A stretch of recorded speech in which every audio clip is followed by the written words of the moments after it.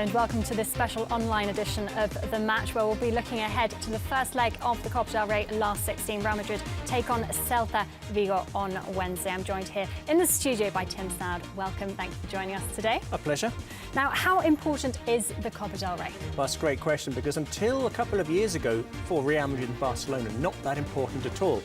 Barcelona hadn't won it. They won it in 2009, but they hadn't won it since 1998. Real Madrid, of course, won it not that long ago in 2011, and they hadn't won it since 1993. Instead, it was teams like Celta who are doing well, Mallorca, Espanyol, Zaragoza and Valencia are winning it, and you had Getafe in the final, Sevilla. But then you had this massive, massive duel between Barcelona and Real Madrid when Jose Mourinho came and Pep Guardiola, of course, now. So every single competition that these two teams are in is played for real, and these two are due to meet in the semi-final stage if both sides get through their matches beforehand. Obviously we had a meeting between them last year, and I think we're going to have it again. So it's a massive game for both sides. And what are you expecting from tomorrow's game? I'm expecting. It's really hard to say the unexpected, basically, because up at Celta, over two legs, it's hard to know, we'll talk about a bit later about what approach Mourinho is going to take regards to gambling with youth players, or whether it's going to play the full 11 and bring it back to Santiago Bernabeu. But no, at the moment, it's a very, very serious competition. Jose Mourinho is, every competition he's in, he's in it to win it. Yeah. Well, as we heard earlier on in the season, Jose Mourinho, like Tim said, has mentioned just how important this competition is, just as important as the other competitions. This time in the press conference, it was assistant coach Aitor Caranca's turn to talk to the press. He spoke to the press after training, Real Madrid's final training session before heading off to Vigo. Here's what he had to say. No, I don't think so. The first thing about this club, and all of you know this, as well as the coaching staff here, is that the priorities are to fight for as many titles as we can, all the games that we play in. We take each game as it comes, La Liga, just like the Copa del Rey, and the Champions League. So, of course, every game we play in, and that includes all the Copa del Rey matches, we'll fight with the maximum conviction to win. So we want to win this match, like all the others, and get a decent result. So for that reason, there are no priorities for us. Aitor Caranca speaking there after training.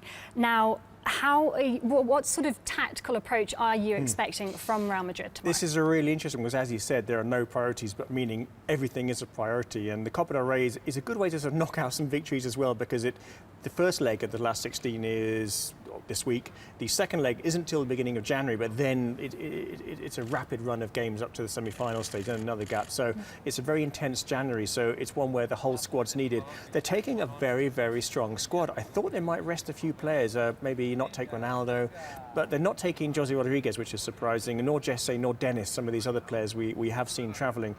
Nacho, Morata and Adan, the goalkeeper, are going, but they kind of form part of the first team squad anyway, an important part of it. So this shows the intent of Jose Mourinho. So I think the plan will be to take a strong 11 or play a strong 11 up in Vigo on Wednesday night, get maybe, if they can, 1-2, 3-0 lead, and then when they come back to the Santiago Bernabeu, then maybe give some of these players a chance. But perhaps what he doesn't want is to risk anything, and then, if Celta get a 1-0 lead, they can make life a little bit difficult at the Santiago Bernabeu. Madrid beat them 2-0, but Celta do play some good football, so I think that's what the plan's going to be. Hit them hard in Vigo, and then may play an easier 11 against them at the Bernabeu. Right, well, Marcelo Higuain and Albiol are, of course, still injured. You've just mentioned a few of the players that Mourinho's taking with him. Talk us through your starting 11. Well, basically, I think we know for certain that Adan is going to be playing, and it's a good back four. Arbeloa, Nacho, who obviously played during the week against against Valladolid, Carvalho, Varane, Modric and Khedira.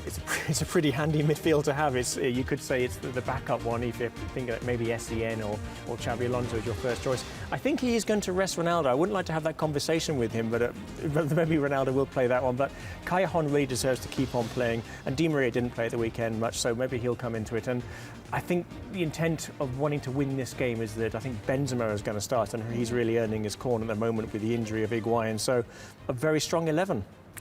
Now let's talk about the opposition, Celta Vigo, and their stadium, the Balaidos. Yeah, well, what they're looking to do is fill it, which is unusual in the Copa del Rey, which, because of the kick-off times, can be very late. This one is a late one at 10, but they've allowed the season ticket holders to go in for free. There's going to be a lot of Real Madrid fans, I reckon, from Portugal travelling there as well. So there is sellout signs around. So they're going to try and make it as hostile as possible. The way it's shaped means it's not entirely hostile. The crowd are a long way away, but Celta Vigo are a team who are playing some really nice football but not getting the results at the moment. They've got some good players. They've got some good attacking players like Iago Aspas. However, defensively a little bit weak. And I'd say that a lot of teams will say, you know what, we deserve to be higher up the table. And Celta Vigo are one of those sides. They're struggling a little bit towards the foot of the table, getting caught in a relegation battle. But they're a side who can give you a game up there in Vigo. And that's probably what they're going to do against Real Madrid. So I'm going to go for a 1-1, which won't be a bad result, and then sort everything out back at the Bernabeu. Great, well, let's look at the other Copa del Rey fixtures and your predictions. Osasuna, Valencia, exact same fixture as a 4 yeah, or this 5 is going to be another scrap. I think Valencia just looking to pick up wins, so it wouldn't surprise me Osasuna pick up a narrow 1-0 win in this one, though, for the first leg, we must remember. Cordoba, Barcelona, lower league game there. More for Messi, perhaps, so I think Barcelona should expect to get that. It won't be as big a victory as people think. Barcelona do tend to play a lot of youth teamers in these matches. Now, either Eibar or Athletic, they haven't played this game yet. Malaga? Yeah, it's goalless at the moment. Athletic should win this one during the week, and then they're playing catch-up a little bit. Eventually they'll play Malaga. 2 Madrid sides, Atletico de Madrid, Getafe. Yep, another big Wednesday night match. Atletico Madrid bounced back very quickly against that Real Madrid defeat, and I think they'll do that against Getafe, and they're not really prioritising this contest. Another lower league game, Las Palmas, Betis. Oh, tough for Betis, but at least it's going to be nice and warm for them, perhaps. So, but I think that one could be a draw for the home leg. Levante, Zaragoza. Levante they seem to they should rest some matches. They keep on going in all their contests in Europe, in the league. So I think they're going to sneak a 1-0 win against Zaragoza. And 2 managers in a bit of trouble, both looking for a win, Mallorca. Yeah, these are going to be 2 big games, and Joaquin Caparrós really needs to win this game against Sevilla. So I think he's going to do it. He deserves to get a victory at some point.